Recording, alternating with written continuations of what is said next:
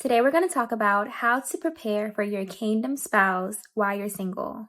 We're going to touch on what the Bible says about your single season, and also I'm going to spill some tea about some mistakes that I have made. So if you didn't know, I have been married for almost a year now, and I shared a little about my marriage in the Proverbs 31 series that I did. If you haven't seen that series, make sure you check it out at the end of this video. I recently got some feedback asking if I could touch on the single season and waiting for your husband. And honestly, at first, I was reluctant to talk about this because although I have deepened my relationship with Christ and I have grown, there are things that I did prior to me being married that are definitely looked down upon in the Christian community. And you are always susceptible to receiving judgment when you put your business out there. So I was like, maybe I'm not the right person to talk about this topic. But I had to think about it and make a decision to own my truth and be transparent. And I realized that I do have something valuable to contribute to this conversation. So the first things first, I believe in God and therapy, okay?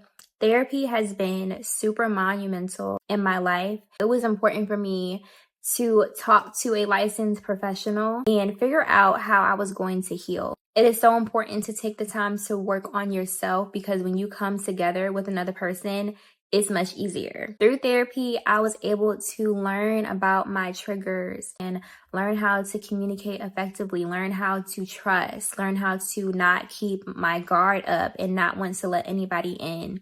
And you don't want to miss out on a good man because you don't know how to communicate without yelling and cussing, or you're so jaded from your past traumas that you do not know how to trust people and let them in. It is so important to be emotionally mature prior to marriage. So if you are waiting on your husband and you have not been to therapy yet, I would definitely recommend going to therapy first, working on yourself, getting to know yourself, understanding why you think the way you think, how your childhood may have shaped who you are today. This is something that is not going to only be a benefit for you, but also a benefit to your future spouse. Okay, so the next thing is that as women, we have this list of everything we want in a man. And one thing that I learned while I was single, and even I'm still learning now that I'm married, is that you have to be what you desire.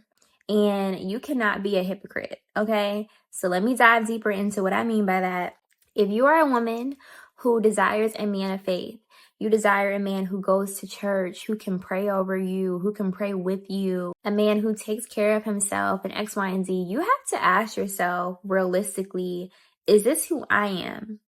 Am I exemplifying these qualities? Do I prioritize my relationship with God? Do I read my Bible? Am I taking the steps to be a better person daily? Because if I'm not doing those things, it can kind of be unfair to be waiting on a spouse who exemplifies things that not even you are exemplifying. And so, for example, when my husband and I were dating, we weren't engaged yet at this time. I remember having a conversation with him and I would be like, yeah, I really just want to take my relationship with God seriously and I need us both to be on the same page. And he was like, yeah, okay, cool. And as time went on, I noticed that things weren't really changing. I may have been doing more than he was when it came to my relationship with God, but I was still kind of doing the bare minimum at that time. And when we had got engaged, I remember complaining to my therapist about my now husband's lack of spiritual leadership. And she said to me, you need to focus on your own relationship with God. You so worried about him and talking about how he can't spiritually lead you, and the whole time you're not doing what you're supposed to do. Are you in your word? Are you listening to worship music? Are you watching sermons? Are you doing these things around him? And I made a decision to be like, you know what? I'm not going to focus on what he's doing or what he's not doing when it comes to his relationship. I'm going to focus on me. And when I started to do that, and when I started to take my relationship and my faith seriously, over time, I started to notice him doing the same thing. And so I'll say all that to say, be what you desire. You don't have to wait until you get married to become the woman that God has called you to be, to become her. You don't have to wait. You can walk in that now. And I would say this to piggyback off that as well. Don't let your environment shape who you are and what you're going to be rooted in. Sometimes our friends and family, even our partners, we can start to mimic and mirror who they are. You have to be able to make the conscious decision to push past what you are being fed daily and prioritize filling yourself up with the things that are conducive to who you want to be. Okay, so next we're going to talk about purity. My husband and I did have sex before marriage, and there were times where like I felt bad and I would say to my husband, like, I think we should just wait till our wedding day. Like, let's just stop. Let's just, let's just try to abstain and just wait. We would try to abstain for a little bit and then would fall right back into temptation. And so I say all this to say, if you are wanting to save yourself for marriage and you want to be abstinent, I want to talk about some things that made it difficult for me that you might want to avoid. The first thing is that while me and my husband were dating, before we even got engaged, like we used to have sleepovers. Sleepovers may not be the best thing to do, especially if you don't know what type of self-control you're going to have.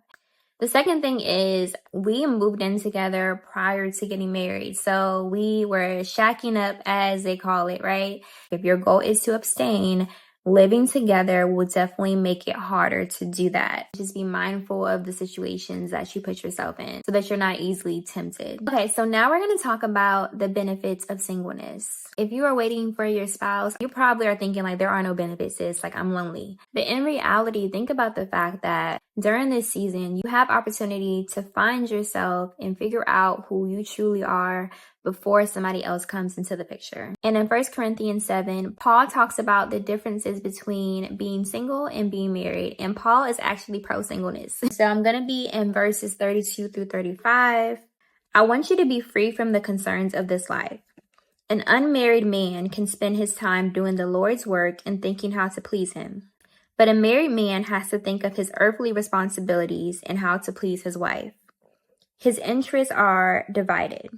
In the same way, a woman who is no longer married or has never been married can be devoted to the Lord and holy in body and in spirit. But a married woman has to think about her earthly responsibilities and how to please her husband. I am saying this for your benefit, not to place restrictions on you. I want you to do whatever will help you serve the Lord best with as few distractions as possible. And so the life application explanation of this verse says that the single person does not have the responsibility of caring for a spouse and raising a family.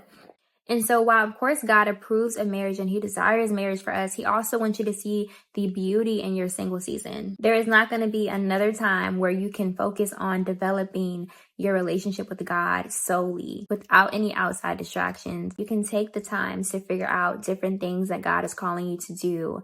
Go to therapy, serve, enjoy your own company, learn what you like, what you don't like, and patiently wait on the Lord for him to send you your companion. If God has you in a single season right now, it's for a purpose and it's preparation for your next season. I hope that this video was helpful. If you're new here, my name is Tashana and I make faith-based content where we talk about kingdom principles straight from the Bible, personal development, and also finance. And so if you like this video, I hope that you end up subscribing. I'm also going to put in the corner the link to the Proverbs 31 series as well, because I think that you'll really enjoy that. If there's anything specific that you want to talk about here on this channel, leave me a comment. What are some things that you have been doing to prepare yourself for marriage? I want to start a conversation in the comments so that you guys can learn from each other. Thank you for watching this video and I will see you in the next one.